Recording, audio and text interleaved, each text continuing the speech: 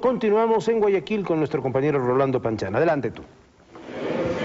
Gracias, Gonzalo. El tema es el Tratado de Libre Comercio y su evaluación, concretamente de la ronda que se ha desarrollado en Guayaquil y que hoy termina. Alberto Dazún, el presidente de la Cámara de Industrias de Guayaquil, está con nosotros. Y Renato Carló, el presidente de la Cámara de Pequeña Industria, está aquí también para darnos su criterio. Empiezo con usted, señor Carló. Gracias por estar con nosotros. ¿Usted es favorable frontalmente al Tratado de Libre Comercio u opositor a ese Tratado de Libre Comercio cuya ronda décima hemos tenido aquí? Bien, yo nunca he estado en desacuerdo con un Tratado de Libre Comercio. Lo que estoy en desacuerdo es en siempre hacer las cosas al revés. O sea, firmar el tratado y luego arreglar internamente el país.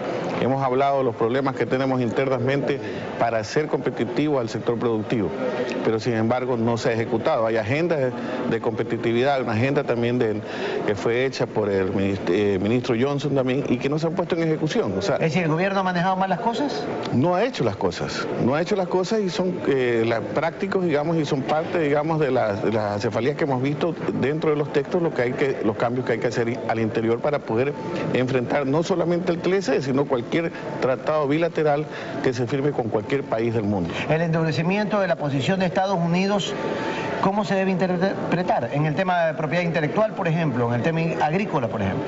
No ha habido flexibilidad y en la parte de propiedad intelectual ellos siguen, digamos, firmes en su posición y esto, pues, lo que se percibe es que llegará a la última ronda y se cumplirá tal cual lo que está en los textos.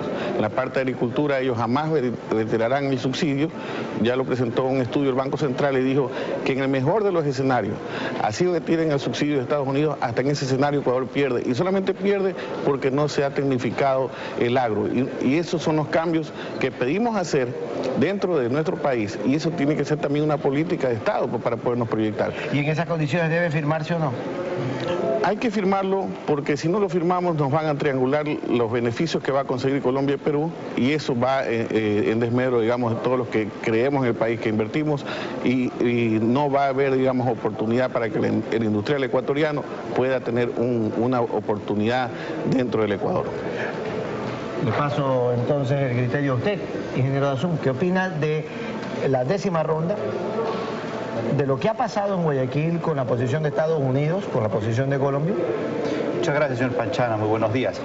Yo pienso que a pesar de lo que se ha percibido de que existen ciertas dificultades o estancamiento, entre comillas, en la ronda de Guayaquil, hemos visto hoy día en la prensa lo que puede ser una buena señal de buena fe de Estados Unidos de ayudar en el tema del pouch, a tratar de consolidar el atún en pouch, sí, y a tratar de consolidar otras preferencias arancelarias que se habían dado en el tema en el marco del ATPDA. En ese sentido ha habido avance.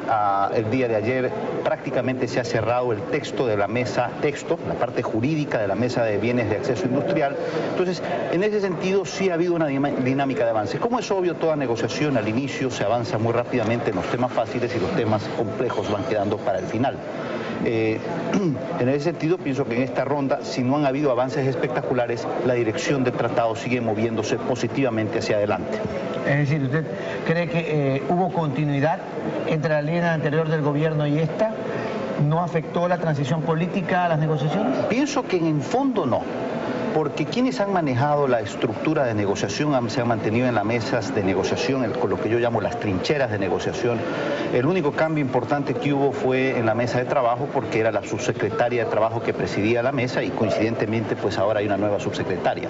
Desde el punto de vista político puede haber una percepción nueva por parte de Estados Unidos en el tratado, que en un momento determinado puede haberle generado alguna duda, no inquietud, duda, que creo que ha ido siendo o ha sido siendo resuelta en el transcurso de la ronda. La presencia de 10 ministros de Estado el otro día en la inauguración creo que le han dado una señal clara a Estados Unidos del compromiso del país de avanzar en este tratado que es fundamental y trascendental para el futuro de nuestra economía. Sin embargo, las pymes andinas han expresado su desencanto con las negociaciones, su franca oposición a ciertos lineamientos de Estados Unidos que pretendería imponer en casa las reglas del juego al final? Bueno, yo la posición de las pymes andinas no la conozco, pero sí conozco la posición de Renato, que ha sido uno de los opositores al tratado. No lo ha dicho abiertamente, pero sí ha tomado acciones en contra del tratado al estar en manifestaciones en contra del tratado. El Ecuador necesita abrir el mercado. El Ecuador no puede seguir siendo una isla, porque nos vamos a quedar resumidos o retenidos en la prehistoria. Necesitamos abrir más el mercado. Es verdad que no hay condiciones internas en el país, es necesario trabajar en una interna. Fue necesario trabajar en una agenda interna cuando entramos en la Comunidad Andina de Naciones hace 12 años. Poco hemos hecho, pero no por eso quiere decir que el Ecuador no deba de buscar oportunidades de ampliar la base de clientes que tiene, de generar condiciones apropiadas para crecimiento económico y a través de ese crecimiento económico generar más empleo productivo. El Ecuador va a transformarse en un país próspero en el momento en que toda su gente tenga buen empleo, de buena calidad y bien pagado. Y en la situación actual de comercio que tenemos, va a ser muy difícil que podamos lograr. Por eso es que hemos tenido 2 millones, 3 millones de ecuatorianos que han emigrado a otros países. Si ampliamos nuestro mercado, entramos al mercado más grande y más rico del mundo, con todas las preferencias arancelarias que se puedan lograr en el proceso de negociación, las oportunidades para progreso y generación de empleo en el país son bien amplias. Como lo ha dicho el ingeniero Dazún, él percibe que usted no está de acuerdo con el tema del tratado, con lo negociado en el fondo. Parece que no me entiende bien. La parte interna lo reconoce Alberto de que no está el país listo para enfrentar un tratado de libre comercio. Las pruebas están en la Comunidad Andina. Hemos perdido mercado con Colombia y hemos perdido mercado con Perú. Colombia tiene un plan de apoyo a las industrias hace más de 40 años. Esto es una clara indicación porque ellos han ganado dentro de la Comunidad Andina. ¿Usted cree que si firmando un tratado de libre comercio los que hoy exportan van a exportar más? No van a exportar más mientras no se arregle el país internamente. Eso es en lo que yo estoy en contra, que en este país se hagan siempre las cosas al revés. Se habla de las aduanas. ¿Y cuánto tiempo Alberto ha hablado de la duda razonable, inclusive en publicaciones, y hasta el día de hoy le han hecho caso? Eso es lo que yo estoy en contra, que las cosas se hagan inmediatamente porque eso va en beneficio de todos los que creemos aún en el país. No estoy en contra del TLC, estoy en contra del mecanismo, cómo se lo aplica. Primero se firma y luego se arregla el país internamente. Primero hay que arreglar el país internamente una vez por todas, porque si no seguiremos perdiendo espacio.